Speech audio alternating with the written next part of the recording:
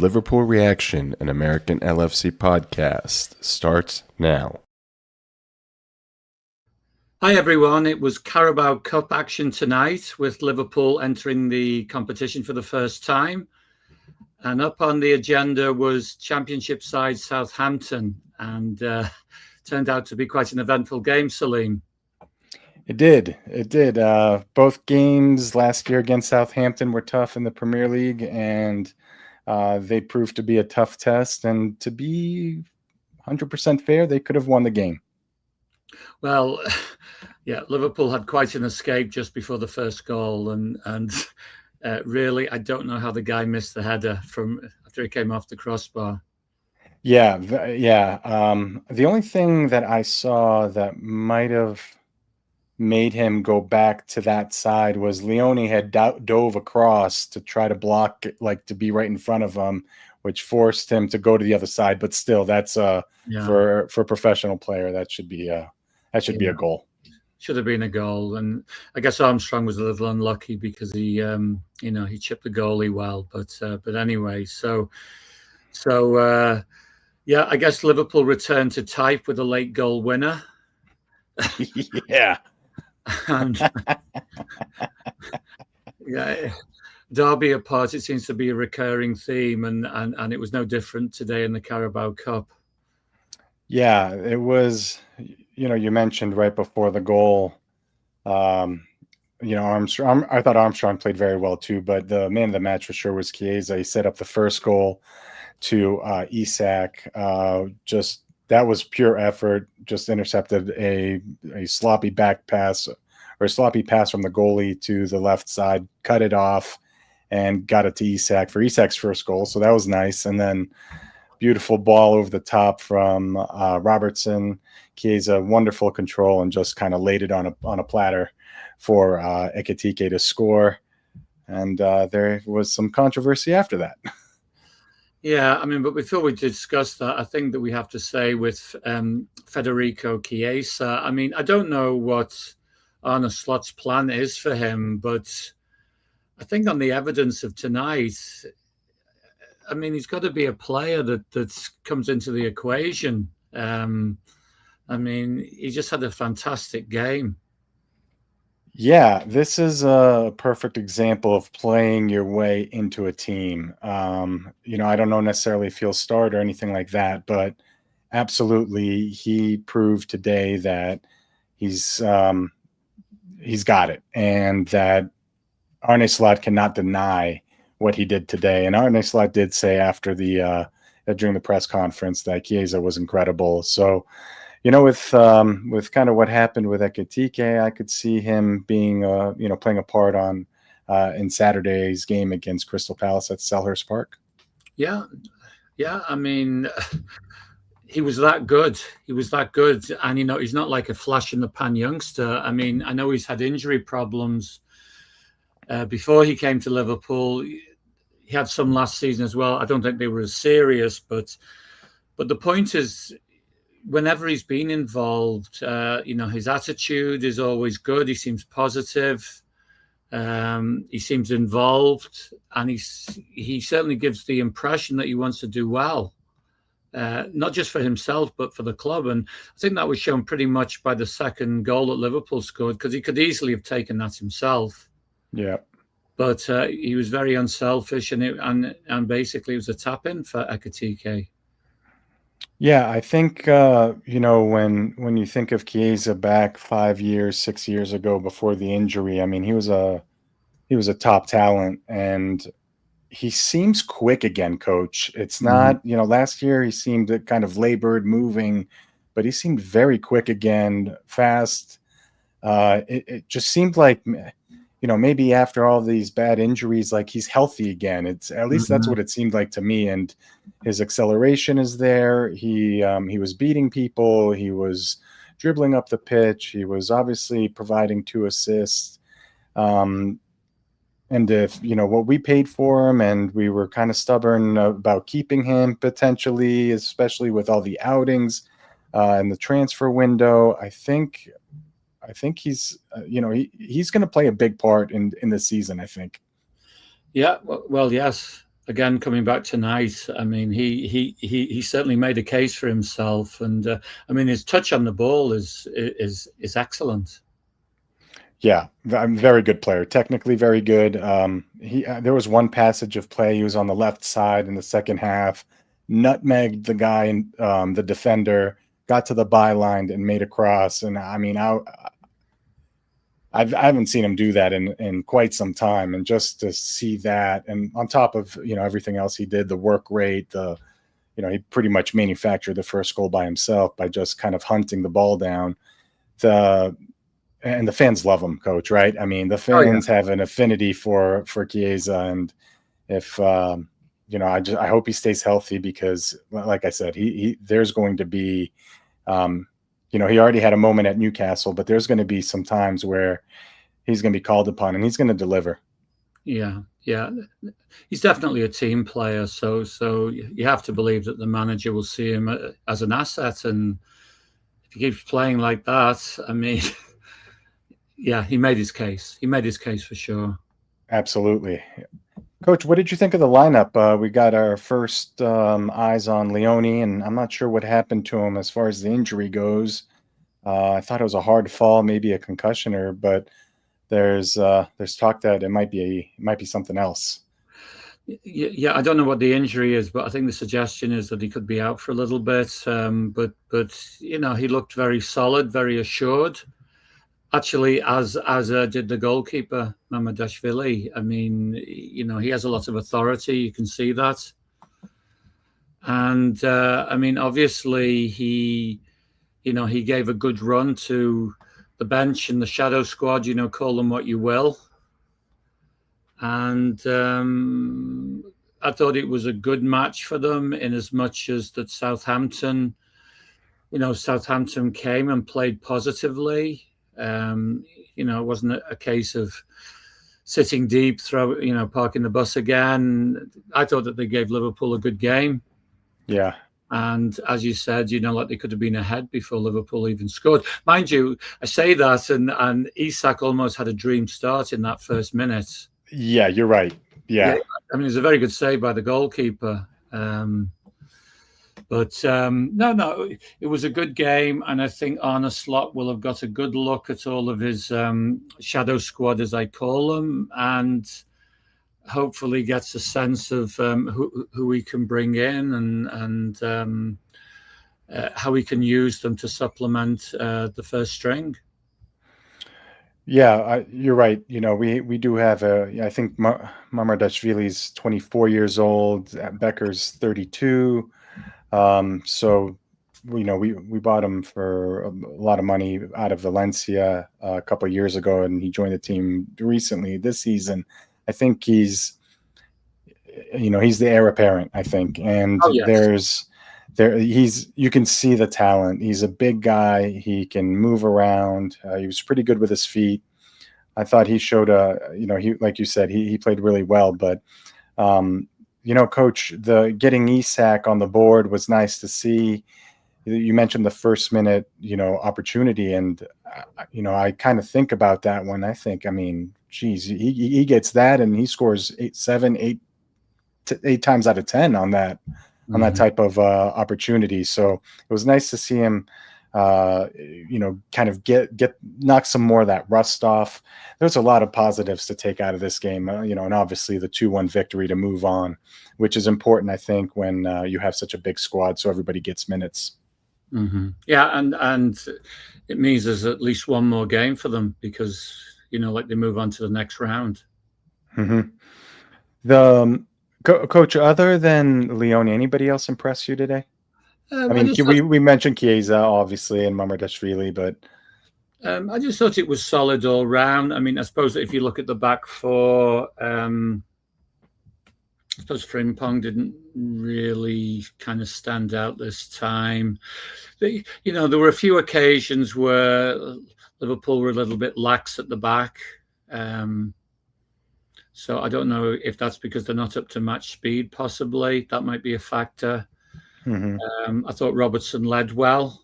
And as you say, it's a great ball over the top for Chiesa to set up Ekitike. in the midfield, I thought Jones looked pretty good. I mean, it was unfortunate with Endo because I guess he misread the corner kick and it kind of bounced off in the wrong direction and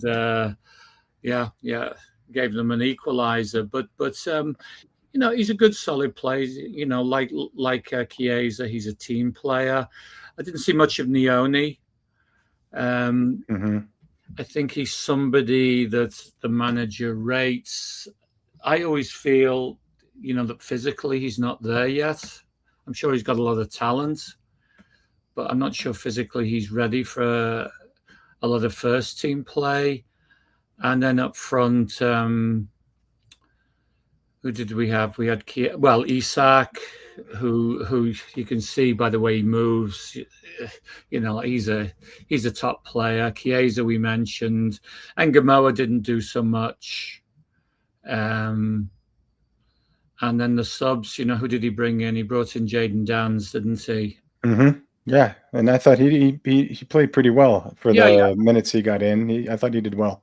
Yeah, Jayden Danns, I think, is a quality young player. It's just that there's a lot of players ahead of him right now. Who else came in? Kirkes came in for Leone. Oh, yeah. And there was Bradley came in. Yep. Yeah. So I think, as we've said before, he tends to rotate at fullback. So I guess those were logical choices because I think basically that those two were the only regular first team players, perhaps Bradley and Kirkes, that were on the bench. Oh, and Jones. So and Ekitike when he came in, yeah. Right, true. Yeah, I'm forgetting about him. So it was a good game. It was a good game, and I think a lot of players got the minutes that they need to help them for the season, and the manager gets a good sense of what they can and can't do. Coach, the red card. We got to talk about it. Yeah, it was very, very stupid, and you have to say, what's the guy thinking? I mean, because he's a very intelligent footballer, by his movements, and you can see that he's got a lot of ideas, and he's a striker that I wouldn't say is a one-trick pony because he can kind of do a little bit of everything. He can make runs, he can show for the ball, he can score goals, he can set up. So he's a very good all-round striker, intelligent movement, as I say, but no intelligence with what he did there, because once he scored, Frimpong was right over and basically looked like saying, "What are you doing?" Yeah. He seemed a little bit irritated throughout the second half. I mean, even the first yellow card, he kind of punched the ball in the air and got carded for that because he got called for a foul on a defender, which, I mean, it really wasn't. But he's normally pretty calm, and it seemed like he was fired up for some reason today, and maybe sure the blood rushed to his head after the goal, and he forgot everything. Yeah, I'm sure everybody will be reading into it that he's fearing for his place and all that kind of stuff. I mean, all the business about how is the manager going to play the two of them, I think there's a multitude of ways that Arne Slot can use the two of them. And as we say pretty much every podcast, it's a 16-man game. Yeah. So, I mean, like that is modern football. It's not the 1970s with one substitute. And up until a few years ago, it was 3, wasn't it? So there's 5 subs. And I think there are definite patterns, if you look across the league as a whole, that you can see that managers use the subs. And certainly Jurgen Klopp did beforehand. So I mean, he's going to get plenty of time, and I think, I think there is some longer term planning from the Reds in terms of they've signed a lot of players this year, but I don't think there's any of them that are kind of like a 1 or 2 season kind of shot. Right. So I think you look at the situation and you wonder, well, how many more seasons is Mo Salah going to play? I mean, we'll have to wait and see. He's booked up in the last couple of games. Yes, yeah. But you have to imagine that going into the summer and we get back into the situation where he's got 1 year left on his contract. My gut feeling is that Liverpool might want to cash in on him at this point because he isn't going to get younger. Yes, he's very fit, and I'm sure he can play on for a number of years. But they've got all these players now coming through that they can use as alternatives. So, players like Ekitike are, kind of there for the long haul. Mamadashvili, I think he's a successor, as I think you said, to Alisson. Leone, obviously, a young talent, highly rated. So they've certainly been buying the right players, and the big rumor that seems to be going around, around the football world right now is they want Adam Wharton. Yeah. So I'm wondering about that one, and I know there's been a rumor about Alexis McAllister and Real Madrid. So I wonder if they ship one out and bring one in. So we'll have to wait and see on that. But one thing, I was reading something today in The Athletic, and basically it was going across the clubs in general and how they've signed over the summer and then how they've sold over the summer.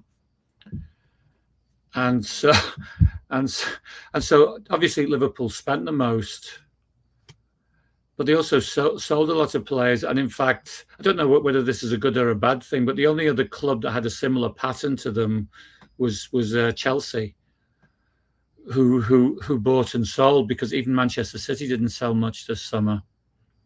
Yeah. So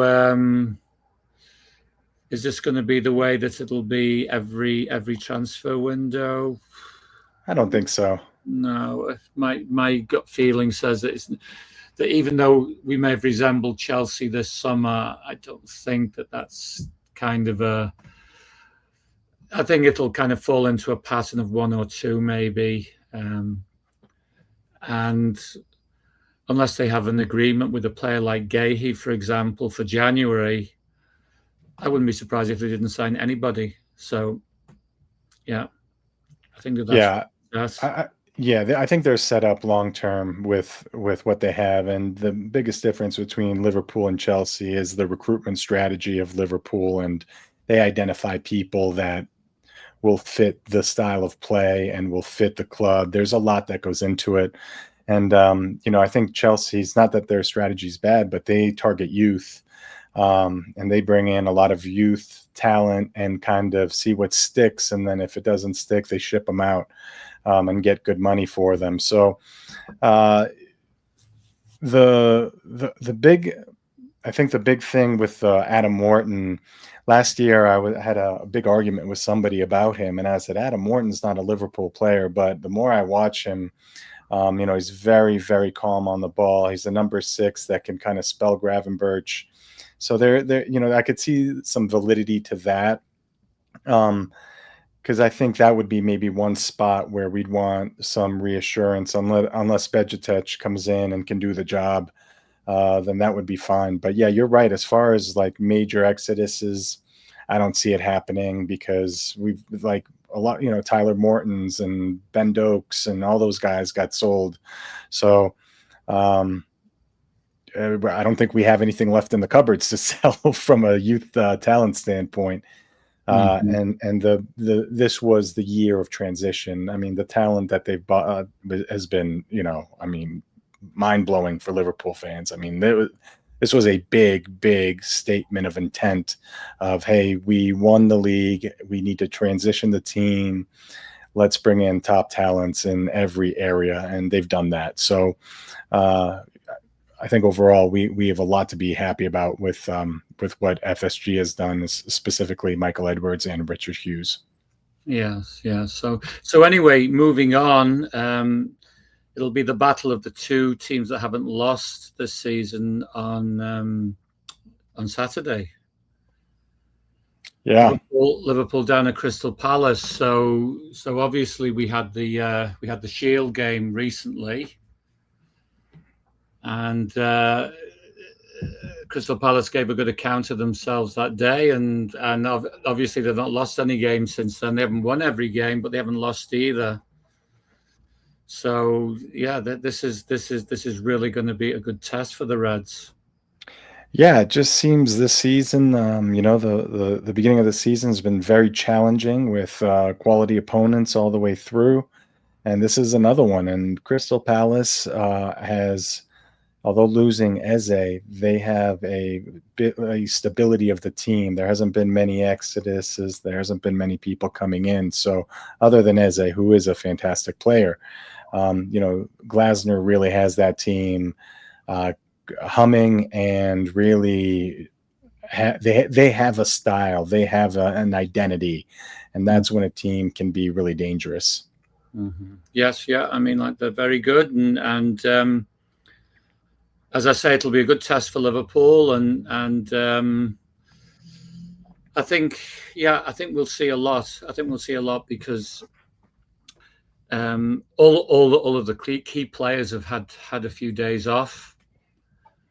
They'll be rested, and now it's back. It's back to work, as it were. So yeah, a good game in prospect, and hopefully more points on the board for Liverpool. But I think, given all of the circumstances, I think a draw's also, I think that's a very likely result. Would you say?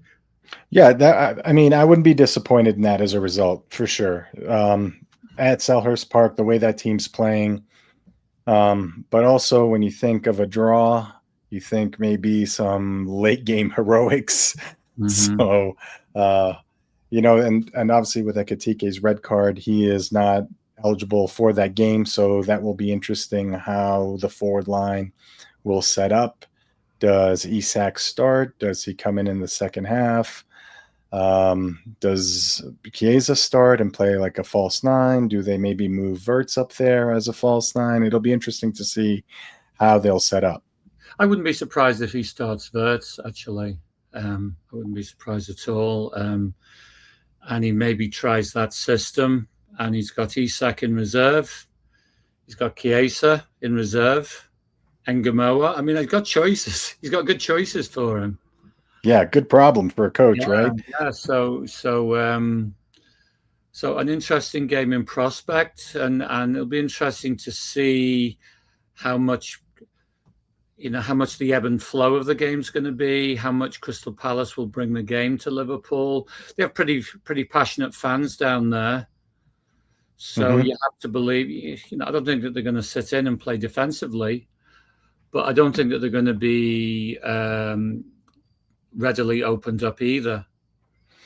The only potential thing that I could see is that they're playing in Europe and they don't have a big squad. So I'm wondering, I haven't been keeping tabs on them, how they've rotated for the Conference League. So I'm wondering if they're going to wear down a little bit, but it's still kind of early in the season. Mateta has made some, Jean-Pierre Mateta has made some, Jean-Pierre? Anyway, Mateta, you know who I'm talking about. Yeah, he's made some comments about, they're feeling a little tired. So it'll be interesting to see. Well, they haven't rotated much for the qualifying. Maybe he for the might Conference League, yeah. Maybe he might now for the league phase because they have a lot more games, but I don't think he has as many options. Well, I think the manager's made it pretty clear he doesn't have as many options as he would like. Yeah. It's recently come out that he when he was talking to the chairman of Crystal Palace at Selhurst Park, he mentioned that if Gahey goes, then he will go. So that's kind of potentially what happened at the 11th hour there that prevented Gahey to come into Liverpool. But we'll see if if that's true, maybe further down the line. But they're a good team, and their defense is very solid. Munoz is a threat coming down the right. Mateta is a big boy that can score goals. We'll see. We'll see what happens. Yeah, we certainly will. And so yeah, through to the next round of the Carabao Cup. Big game coming up at the weekend, and another season. I think we're lucky at Liverpool. I mean, over the time that I've supported them, even though they've had some seasons where maybe people have said they're down, I don't know. They always seem to be in and around contention one way or another. You know, if it's not in the league, it's in a cup or whatever. So I think Liverpool fans are more fortunate than most, and games to enjoy coming up. Yeah, I love that there's so many games. I know from a footballer standpoint, they're probably trying to get less games, but from a fan standpoint, we get to see them almost every 3 days, every 4 days, and that's nice from a fan standpoint for sure. Okay, then. So let's just wrap this up, and for those who are watching, if you subscribe, I think we'd really appreciate that. For those of you who are watching on YouTube, we'd love to see some of your comments and get your inputs. And how do you see the Reds? Do you see it differently from us? And for those of you who are listening, we'd love to hear from you one way or another. So I guess Salim's off to the Ryder Cup this weekend. So yeah. I guess it's just me after the Palace game, and hopefully I've got something positive to relate to all Liverpool fans out there, both in America and wherever you follow the team. Absolutely. Yeah, I'm off to work at the Ryder Cup. Should be fun, but also I'm gutted that I'm going to miss the game. But Coach will keep everybody up to date and up to speed on everything and give his wonderful take as always. Okay. Take care, everyone. Bye, everybody. Coach and I want to take a second to thank everybody for watching on YouTube or whether you're listening via podcast. Please subscribe or follow the show wherever you consume your content. We are looking forward to continuing to bring you the best Liverpool content out there. We'll see you next time.